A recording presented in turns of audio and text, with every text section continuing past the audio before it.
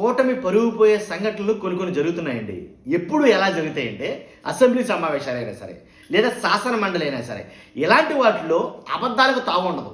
ఖచ్చితంగా వాస్తవాలు మాత్రమే మాట్లాడాలి. అది కూడా రికార్డెడ్గా ఉంటుంది. రికార్డెడ్గా ప్రూఫ్లు ఉంటేనే మాట్లాడాలి. కాబట్టి ఇలాంటి సంఘటనలు కొన్ని శాసన మండలిలో జరుగుతున్నాయి.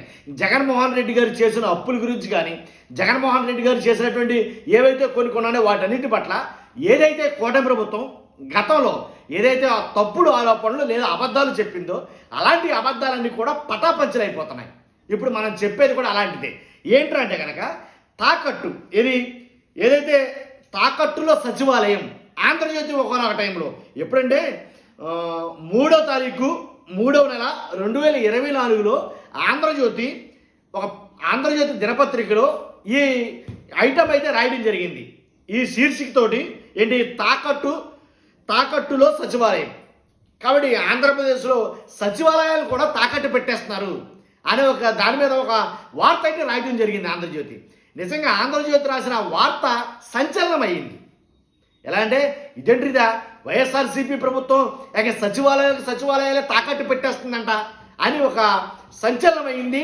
దీన్ని ఇప్పుడున్న కూటమి ప్రభుత్వం బాగా వాడుకుంది. వాస్తవంగా అంటే తాకట్టు ఆఖరికి ఏమీ మిగలకపోతే సచివాలయాలు కూడా తాకట్టు పెట్టేస్తున్నారు జగన్మోహన్ రెడ్డి గారు వాళ్ళ ప్రభుత్వం.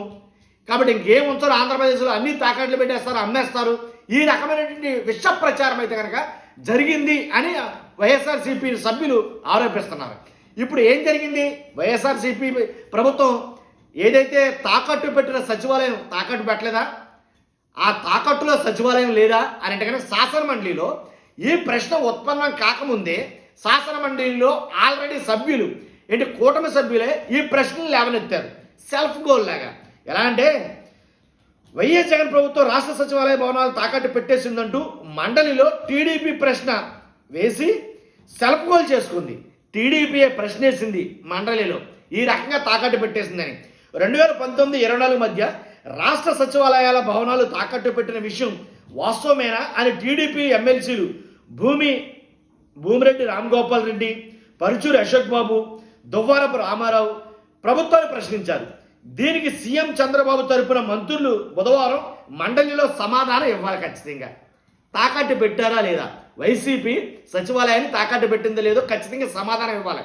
కానీ ఆ సమాధానం ఇవ్వాల్సి వస్తుందని చెప్పేసి వాస్తవాలు తెలియాలని చెప్పేసి వాళ్ళు ప్రశ్నించిన వాళ్ళు వేసిన ప్రశ్నని విత్డ్రా చేసుకున్నారు. అర్థమైందండి? కాబట్టి మండలిలో బుధవారం ఈ ప్రశ్న పోస్ట్ అవడంతో ప్రభుత్వం ఇచ్చే సమాధానం ఆధారంగా అనుబంధ ప్రశ్నలు వేయడంతో పాటు గత ప్రభుత్వంతో బురజల్లడానికి వీలుగా టీడీపీ ఎమ్మెల్సీలు సిద్ధమైనట్లు ఆల్రెడీ వైసీపీ వాళ్ళు తెలిసింది. పైగా ఆ పత్రికలో ప్రచురించిన తప్పుడు కథనం ఏదైతే ఉందో దాని తాలూకా ప్రతులను అంటే ఆ ఆంధ్రజ్యోతిలో ప్రచురించిన దాన్ని కూడా తీసుకుని వచ్చేసారు ఎక్కడికి, శాసన మండలికి. ఆ ప్రతులను తీసుకొచ్చి చూపించడం కోసం వెంటబెట్టుకు వచ్చారు. అయితే ఈ ఆరోపణలు అవాస్తవం అని ప్రభుత్వం మండలికి సమాధానం ఇచ్చినట్లు సమాచారం ఉంది. రే బాబు, మీరు ఏదైతే అడుగుదామనుకుంటున్నారో అది అవాస్తవం. తాకట్టు పెట్టడం అనేది జరగలేదు. సచివాలయం తాకట్టు అనేది అసలు లేదు. కాకపోతే అప్పట్లో అదేదో పుకారు చేశారంతే. అదంతా అబద్ధం, అవాస్తవం అనేది కనుక వాళ్ళకి చెప్పడంతో ప్రభుత్వ పెద్దల గొంతులో పచ్చి వెలక్కాయ పడ్డట్టు అయింది. కాబట్టి పరువే పోతుందని ప్రభుత్వ పెద్దలు భావించారో ఏమో తెలియదు. కానీ ఈ ప్రశ్నకు సమాధానం ఇవ్వకుండా సభ్యులే ప్రశ్నను విరమించుకున్నారని ప్రకటించారు. ఇది ఎక్కడ విచిత్రం? ప్రశ్నేసింది వాళ్ళే. సచివాలయాలు కూడా తాకట్టు పెట్టేసింది గత ప్రభుత్వం. కాబట్టి దీని మీద మాకు సమాధానాలు కావాలి. ఎంతగా తాకట్టెట్టింది, ఎప్పుడు తాకట్టెట్టింది, ఎలా తాకట్టెట్టింది అనే దాని మీద మాకు సమాధానం కావాలని ప్రశ్నిస్తుంది వాళ్ళే. దానికి సమాధానం ఇవ్వాల్సిన ప్రభుత్వం ఎలాంటిది ఏమీ లేదు, ఈ ప్రశ్న మేము విరమించుకుంటున్నాం అని అంటే దాని అర్థం ఏంటి? అది భూతని, అది పెద్ద అబద్ధమని కదా. కాబట్టి వాళ్ళే విరమించుకున్నారు. వాస్తవాలను పరిశీలిస్తే 370 కోట్లకు రాష్ట్ర సచివాలయ భవనాలను వైఎస్ఆర్సీపీ ప్రభుత్వం తాకట్టు పెట్టిందని, తాకట్టులో సచివాలయం అంటూ గత ఏడాది మార్చి 8న అది ఆంధ్రజ్యోతి పత్రిక ఓ తప్పుడు కథనం ప్రచురించింది. ఈ కథనం అవాస్తవమని హెచ్డిఎఫ్సి బ్యాంకు ప్రతినిధులు అప్పట్లోనే కొట్టుపారేశారు. ఇది చాలామందికి తెలియని విషయం. అయినా సరే ఇదే అంశంపై శాసనమండలిలో టీడీపీ ప్రశ్న వేసి మరలా తోక ముడిచింది అని చెప్పాలి. అప్పట్లోనే ఈ బ్యాంకు వాళ్ళు ఏం చెప్పారంటే,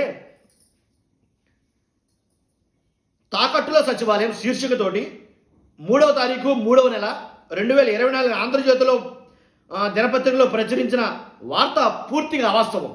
ఈ కథనాన్ని స్వయంగా హెచ్డిఎఫ్సి బ్యాంక్ ఖండించింది.